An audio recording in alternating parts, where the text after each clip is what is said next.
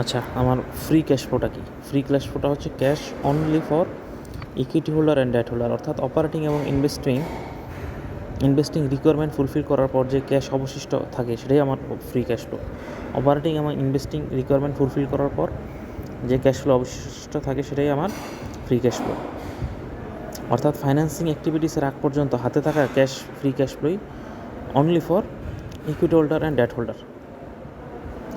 আচ্ছা, ফার্মের ভ্যালুয়েশনের জন্য ফ্রি ক্যাশ ফ্লোকে ইউজ করে।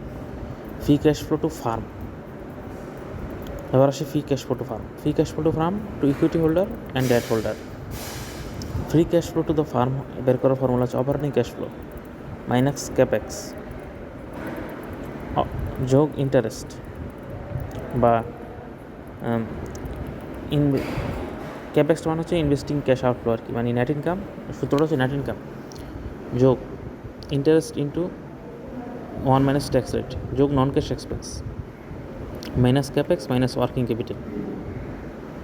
যদি ইন্টারেস্টকে অপারেটিং অ্যাক্টিভিটি না দেখিয়ে ফাইন্যান্সিং অ্যাক্টিভিটি দেখায় তাহলে এখানে যোগ করা লাগতো না, এটাকে বাদ দেওয়া হয়েছিল, কিন্তু এটা ডেট হোল্ডারদের অংশ, তাই আবার যোগ করতে হবে।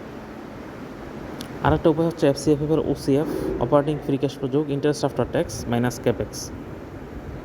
ওসিএফ, এখানে আমার ওসিএফ সমান সমান নেট ইনকাম যোগ নন ক্যাশ এক্সপেন্স মাইনাস ওই যে ওয়ার্কিং ক্যাপিটালের ইনভেস্টমেন্টটা ওয়ার্কিং ক্যাপিটাল ইনভেস্টমেন্টটা সিমিলার যোগ তার interest into 1 minus tax minus fixed capex or fixed capital investment.